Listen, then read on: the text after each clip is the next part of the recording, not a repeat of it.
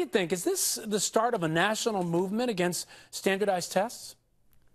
I think it might be. It's been over a decade now since Congress passed the No Child Left Behind Act and ushered in this so-called era of high-stakes testing.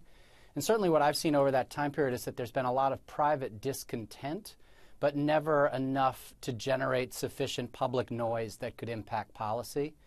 But I think beginning with the election of Barack Obama and now subsequent re-election, and the disappointment that a lot of his education policies continued to rely on standardized tests, I think what we're seeing is that from the Pacific Northwest to the Lone Star State, there is a groundswell of educators who are now publicly saying enough is enough. So there's a lot of public outcry over this. Are any districts or any states doing any alternatives that you've seen as successful?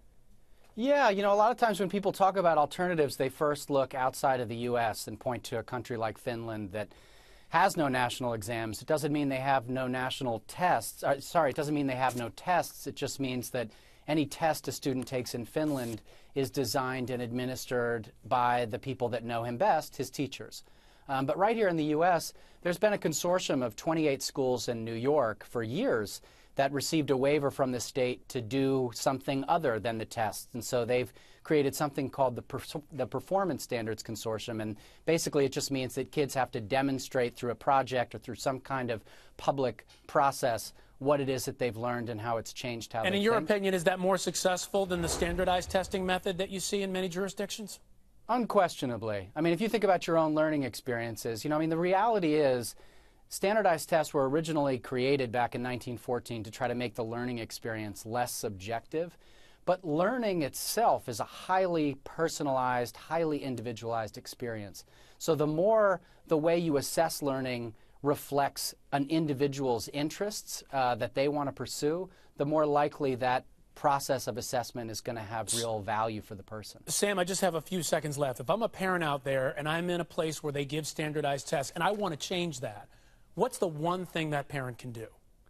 Well, in the same way that our elected officials are there to respond to our wants, I think our neighborhood schools are there to respond to and reflect our values. So the most important thing any parent can do is, first of all, think, what is it at the end of my child's educational experience I want him or her to know, feel, and be able to do? And then begin a conversation with your school. What are our measures of success here? No one is saying that it isn't important to learn how to read and to count, but what else matters? What are the other attributes of success, and how do we know we're being successful? Every parent can initiate that conversation right now in their own community and do a lot of good. As simple as walking into your school, talking to those administrators, and maybe you see some change. Sam Saltain, thank you. Thanks.